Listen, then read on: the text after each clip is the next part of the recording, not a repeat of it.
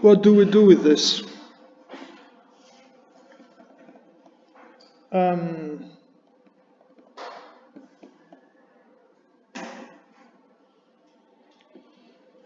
We define what is known as trace K action, which is what? The Hilbert action. Then there is, well, there is always this 1 over 2k squared. And instead of this, we want to replace it, subtract it with, we want to subtract it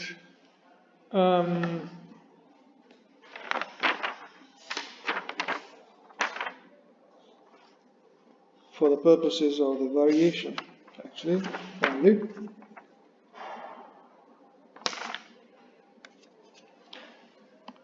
And okay, this takes a while.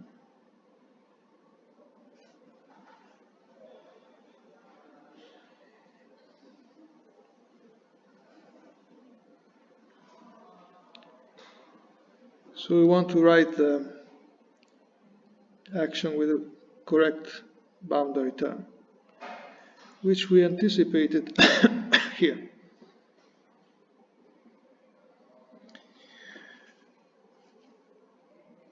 So S nu was equal to SH. Yes, because in SH, this, you see there is a minus sign there. Okay, I wanted to check that. Hope it was correct. There was a minus sign, yes. Signs are not important, because in the end, we have understood that we can do this, so we do it. Then there is a factor 2, yes, so there is a factor 2. Let's cancel the 1/2. And we have 3 contributions. One from sigma 2, one from sigma 1 with a minus sign because the normal will be directed the opposite way, and B will have to be similar, but there is something to say. So that is what we will get, minus the integral of sigma 1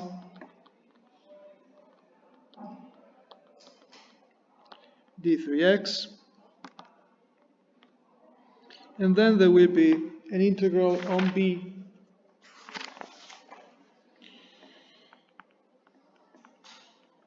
and that will also be a d3x, but the d3x now, which will contain time and 2 coordinates, that's the volume form on B, the square root of its space metric, which we will call the determinant, gamma, and the trace we will call theta.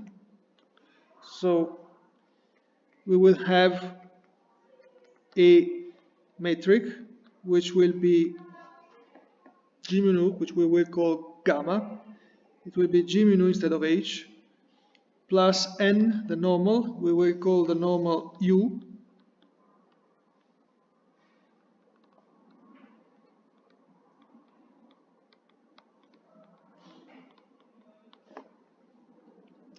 so gamma is the determinant of gamma ij, actually, because you will have to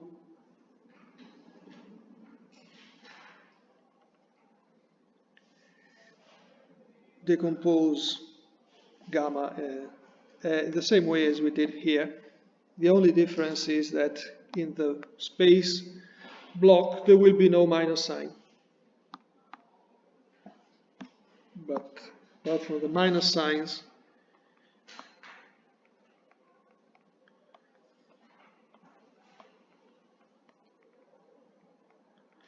theta, capital theta, and now u mu is equal to -1, the space-like, which means that the surface B is time-like, and the normal is space-like, and capital theta is equal to this metric as before. So same formulas, same type of formulas. There is, however, a caveat that apparently was not noticed the first time that these things were developed. One must require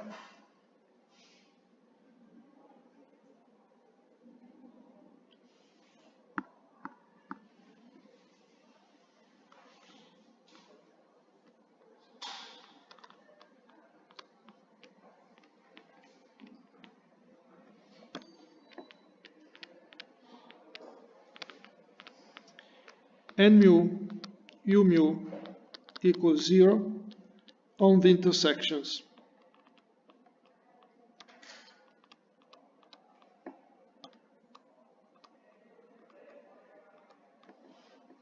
The intersections, sigma 2 intersected with B, and B intersected with sigma 1.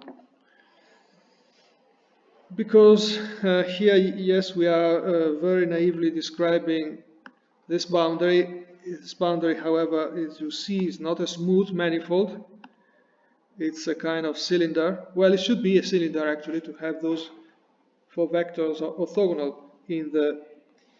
But since it is not a cylinder, if the condition I just wrote is not met, then there is an extra contribution due to the intersection, and an extra contribution there due to the intersection.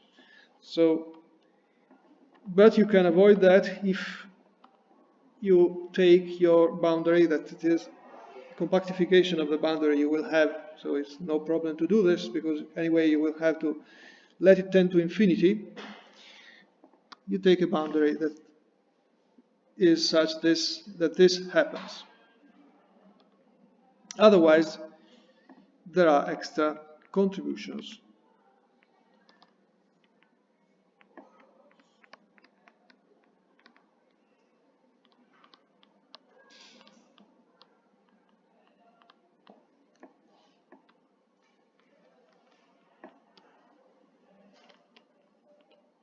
From the two intersections.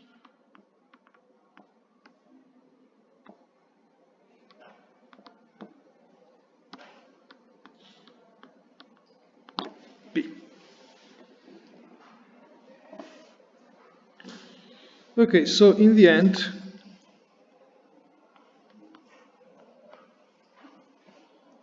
delta S kappa is equal to delta S gamma gamma. Well-defined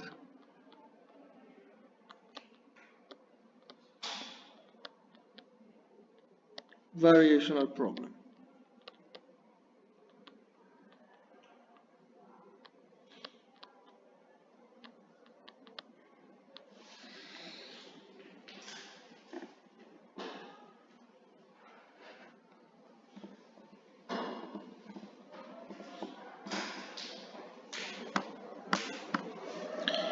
Now we discuss the energy of the gravitational field.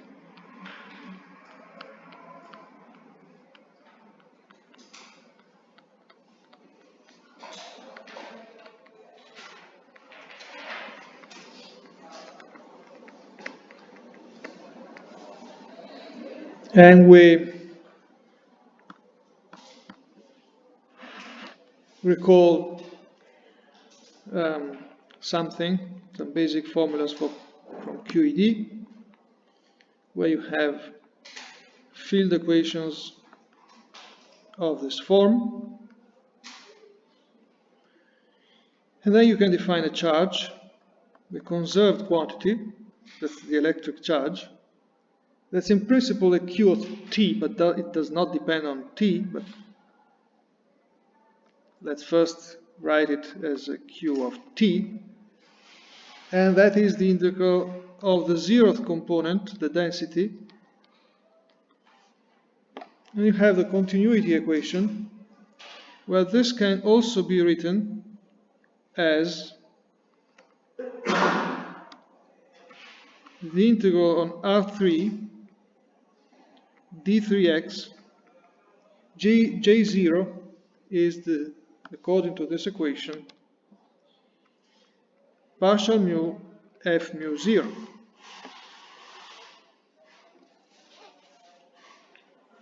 But f is anti-symmetric, so you can write integral on R3 d3x partial I fi0. That's a divergence of the electric field, and so you have in the end an integral on the surface at infinity of the electric field, the flow of the electric field. Good. Can we do the same with gravity? And by the way, you know that Q of t is conserved because the derivative of the current, the divergence of the current, vanishes, which implies that the time derivative is equal to a divergence minus time derivative of J0. And so if you want to derive the Q with respect to time, you get exactly the integral in d3x on R3 partial 0 J0, which according to the property that the current is divergenceless is equal to the integral of space divergence, and that is equal to a boundary contribution itself. But yes, that is how we say that it is zero if the sources, because now there is a difference here between this boundary contribution, which is the field, which can survive at infinity because there can be radiation, and the sources. The sources are matter particles, whatever you want. And so under certain conditions, if you have a distribution that's not getting to infinity, this can be zero. Which means that in that case the charge is conserved, it doesn't exit. Otherwise it does, because if there are charges at infinity, then you can exchange charges with infinity, so it makes sense. Now what about gravity? Gravity is more tricky, because the analog of the current J should be the stress energy, the energy momentum tensor. However, the energy momentum tensor, as far as we know, knows only of matter, and the action is the Hilbert-Einstein action plus matter. If we take the variation of the total action with respect to g mu nu, we get zero, because that's a field equation. We get a field equation. On the other hand, the field equations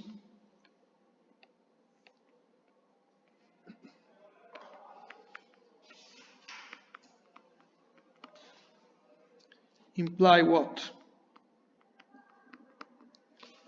They imply that the stress tensor is divergenceless in the covariant way. Why? Because we are assuming metric compatibility and because of the contracted Bianchi identity that you might remember.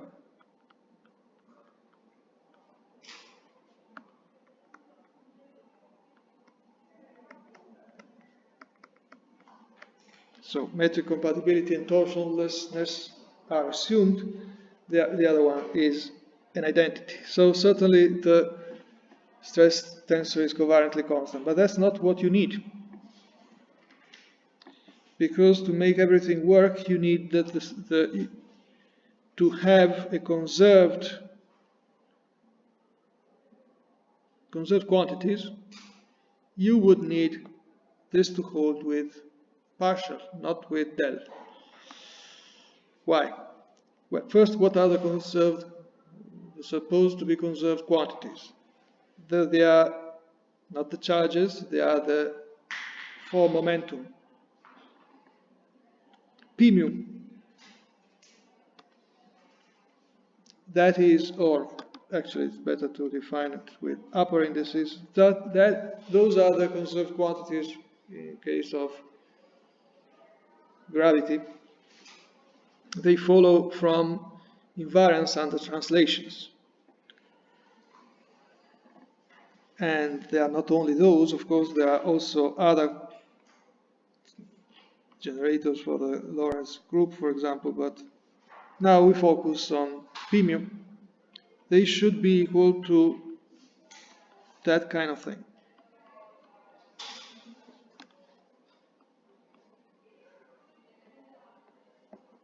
In principle, they could depend on time. They do. But what would you require to have them conserved?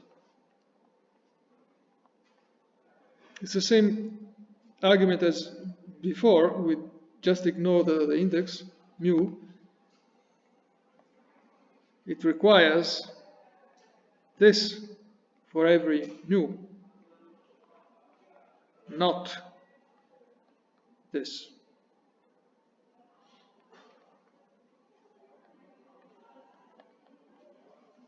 So the question is there a T mu nu that satisfies this?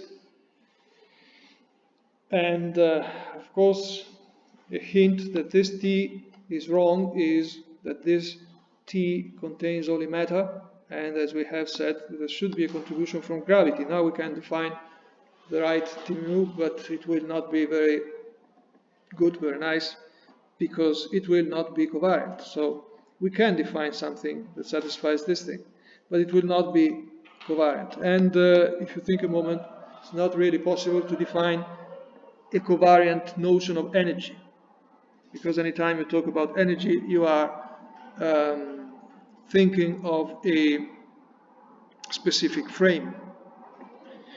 So we can discuss energy and the positivity, but keeping in mind that these are concepts, properties that depend on your reference frame. And even they will even depend on the gauge fixing condition.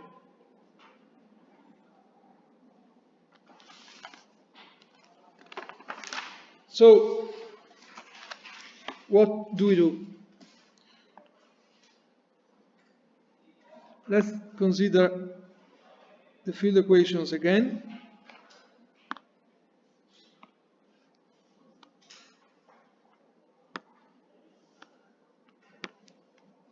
By the way, in non-abelian gauge theories, you would have the same problem.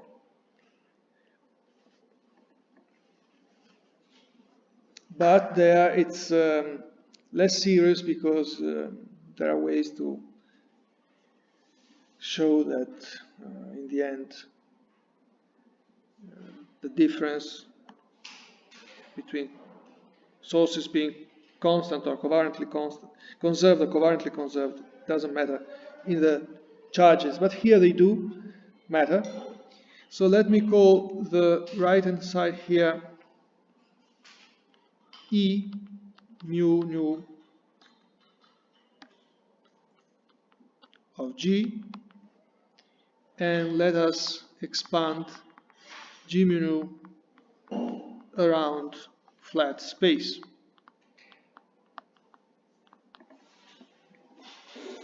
Okay?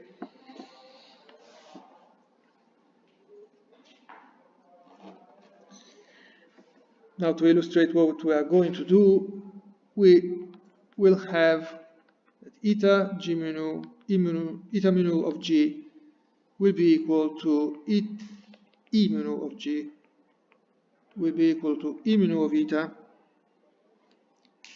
Then there will be 2k phi rho sigma derivative, that's a functional derivative actually,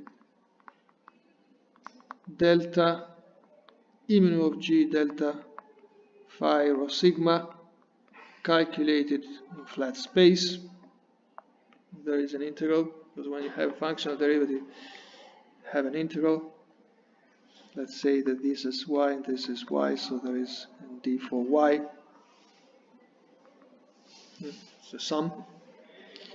It's like plus orders of phi squared. And actually, let me write everything else as kappa squared chi x mu nu upper indices x mu nu being over 2 in the fluctuation phi around flat space. And then you can rewrite the field equations by moving this to the right hand side.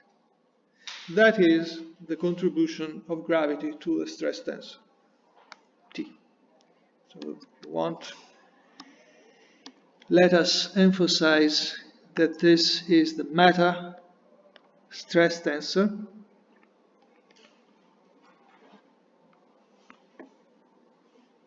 and P should be that thing, but T is what? T mu nu would be what? Well, one possibility is to rewrite that as follows: E mu nu eta plus the first order contribution in the fluctuation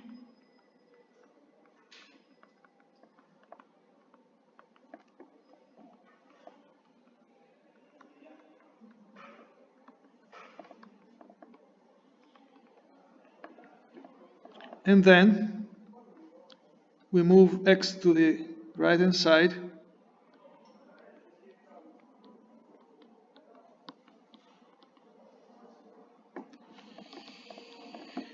and then possibly you can also move this constant there. At some point, this constant is just, you see, when you replace G by eta, here you get 0, here you get 0, you just have a term proportional, that's lambda eta mu nu, proportional to the cosmological constant.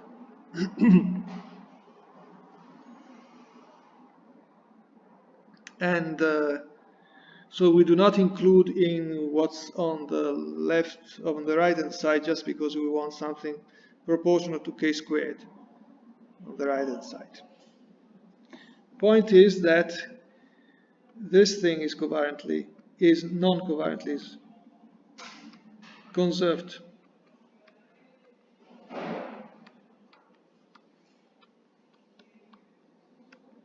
Why? Because the left-hand side is not covariantly conserved now. The left-hand side, we will see it in a moment more detailed. This is just to warm up. But if you take the simple derivative of the lowest order term of the expansion, it will be, you will obtain the lowest order of this version of this condition with the total t, which means that t is constant, satisfies divergenceless. Well, we'll see it in a moment. So you prove that this holds by writing this one explicitly if you want, or even more generically, you can proceed as follows, even in a generic background.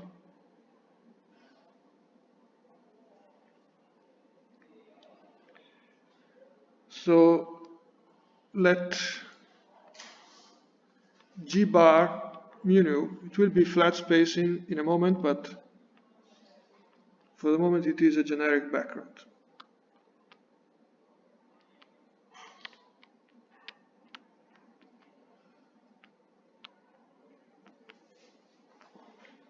Such that E mu nu G bar is 0. That means in particular that if you have a cosmological constant, you shouldn't be expanding around flat space, or you could, as we did in a moment ago, but we would like this to be 0. So we expand now around this background.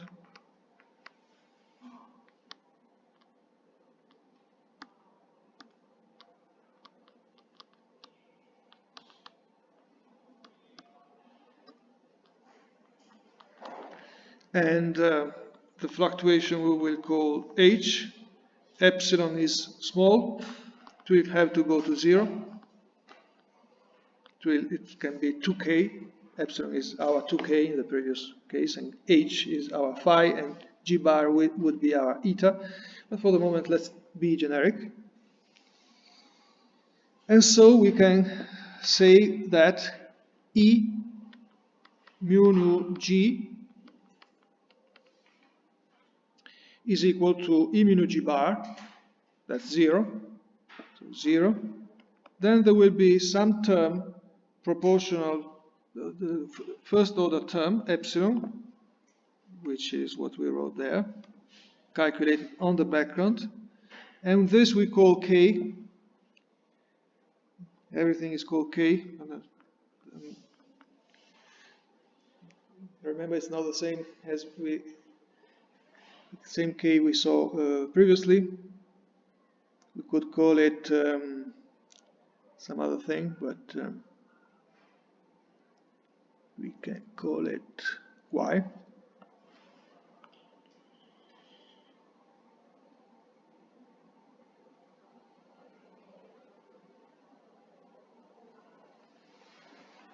Y.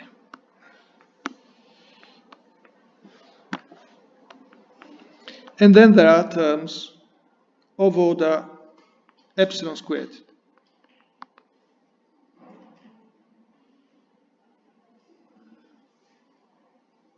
So E mu nu of G is equal to K squared T matter mu nu. That's the field equation.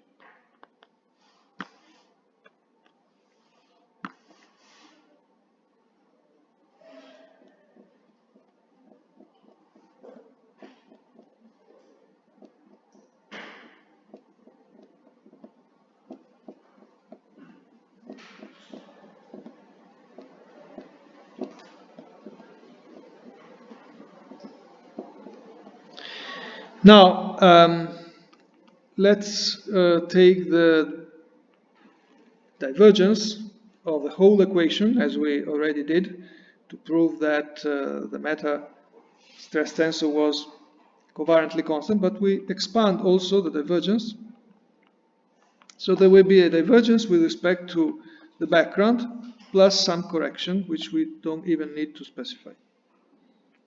So let's recall that del mu is partial mu plus gamma mu, we just need to expand G in gamma. There will be the gamma of background plus something. Whatever the something is, we will put it there.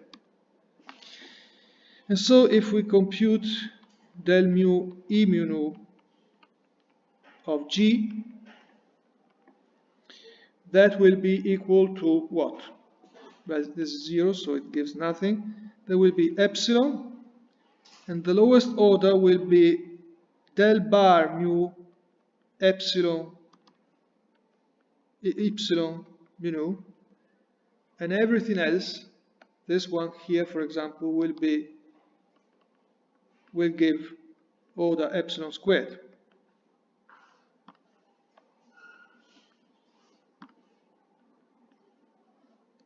And we know that this has to be 0, because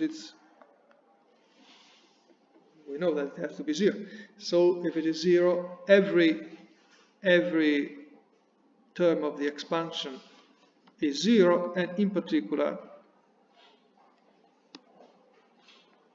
the lowest order is covariantly constant with respect to the background.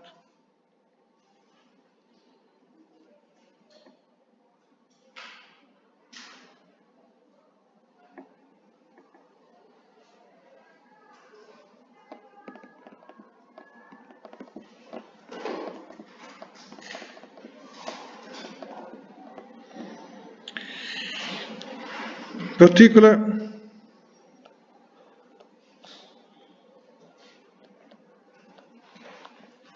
let us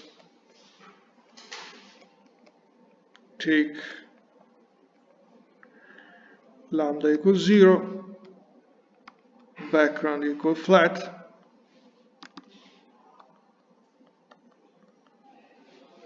then we have that this object is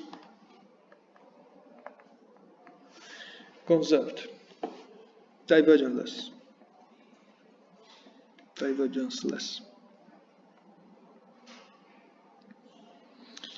Let us also put epsilon equal 1 now, and let us rewrite this thing here.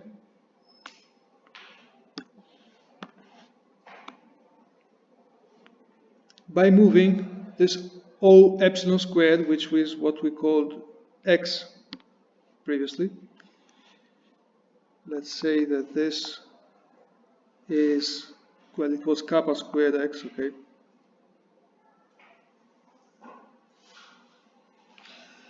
So we can write y mu nu equals kappa squared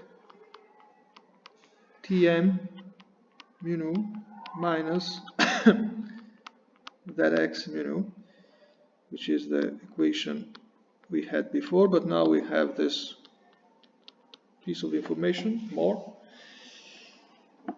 which means that we can construct a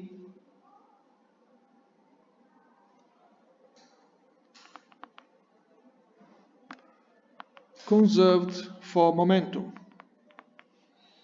So we define T mu nu as the matter part minus this x, where x is the second order correction of the left-hand side of the field equations when we expand around flat space, apart from the constant kappa squared.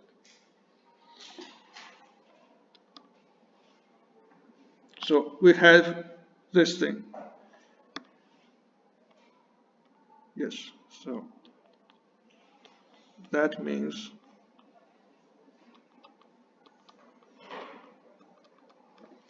so now you can construct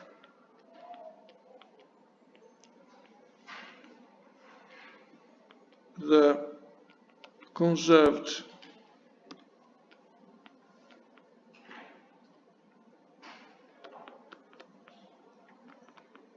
charges, which are the components of the form momentum.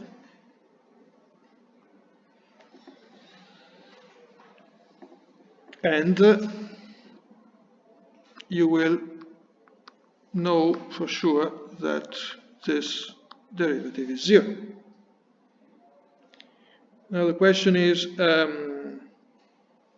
this splitting that we have been doing is non-covariant. X is non-covariant. Y is not. Let's write Y more explicitly. And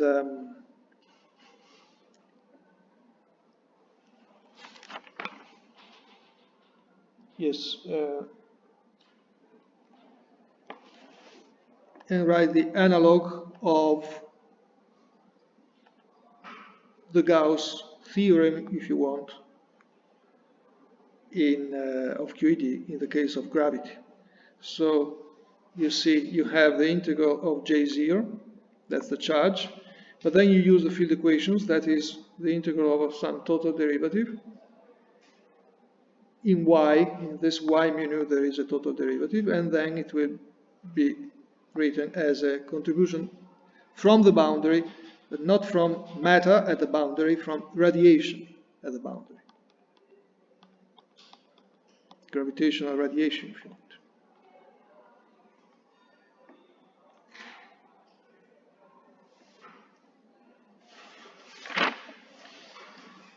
So let's recall the formula for the Riemann tensor. Actually, we write it in a simplified way.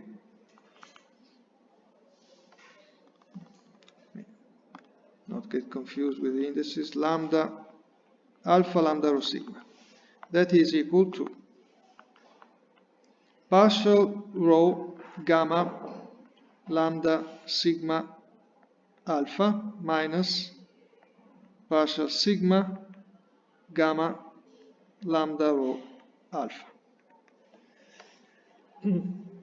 Now we want to write the first order contributions of the field to the field equations around flat space. We have already done it long ago. We write it in a different way, in a different form to get to this kind of Gauss theorem.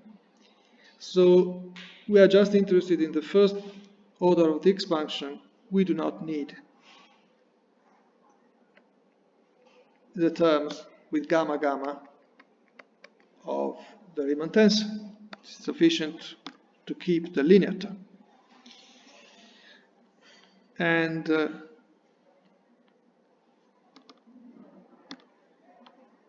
the Einstein tensor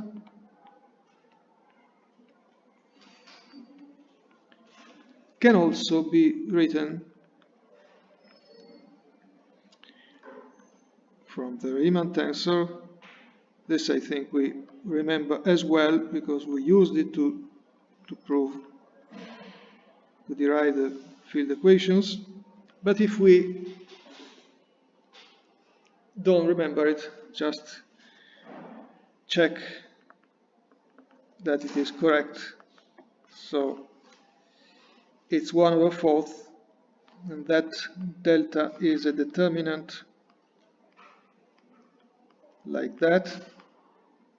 Nu rho sigma, nu rho sigma, nu rho sigma, mu alpha beta, mu alpha beta, mu alpha beta, r alpha beta rho sigma. So let's see if we can confirm the signs or everything.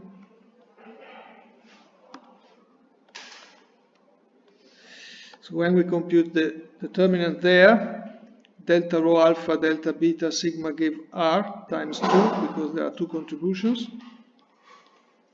So that is 2 delta mu nu r. And then there is minus rho mu. Delta rho mu means r mu. Then there is this times that. That's again a 2 because alpha and beta are anti-symmetric. Sigma beta means a Ricci tensor. Okay? And then in rho and sigma you have another anti-symmetry, so that is correct.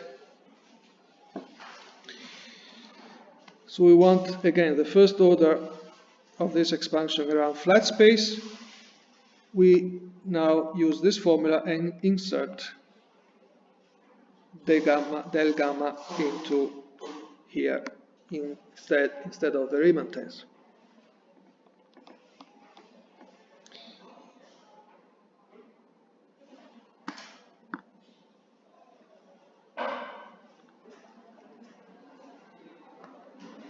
So R mu nu minus 1 over 2 delta mu nu R. That is equal to minus 1 over 4 delta nu rho sigma mu alpha beta.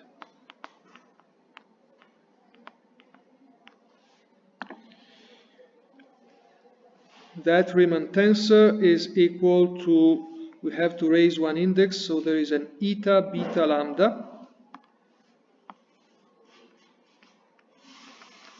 Beta lambda, and then the indices are correct to use that.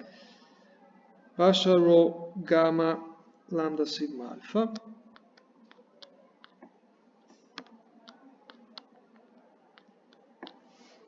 And hopefully the other one will give a factor 2. The other one is obtained by exchanging rho and sigma, and so there is a factor 2.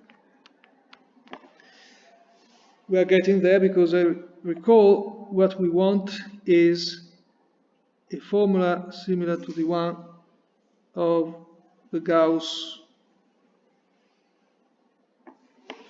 law, total derivative of fields.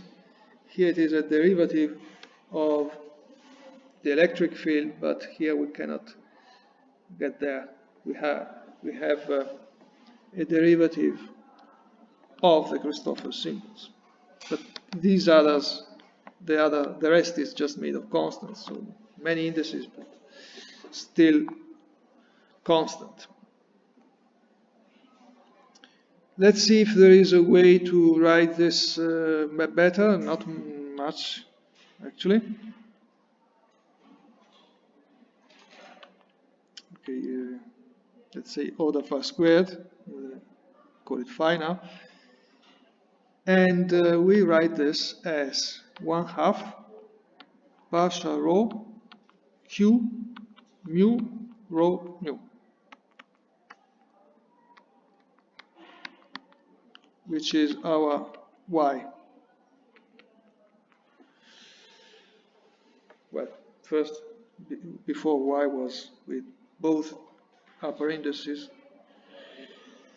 So q mu rho nu is equal to minus delta nu rho sigma mu alpha beta eta beta lambda gamma lambda sigma alpha.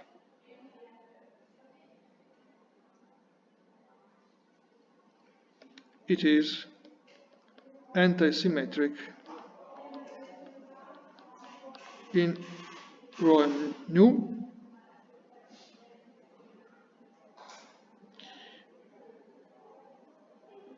and of course it is conserved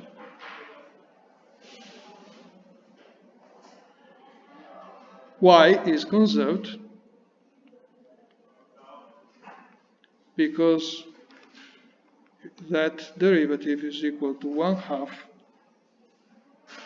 partial rho partial nu q mu rho nu. By anti-symmetry, this is 0. It's another way to show what we already knew, and we will continue on Tuesday.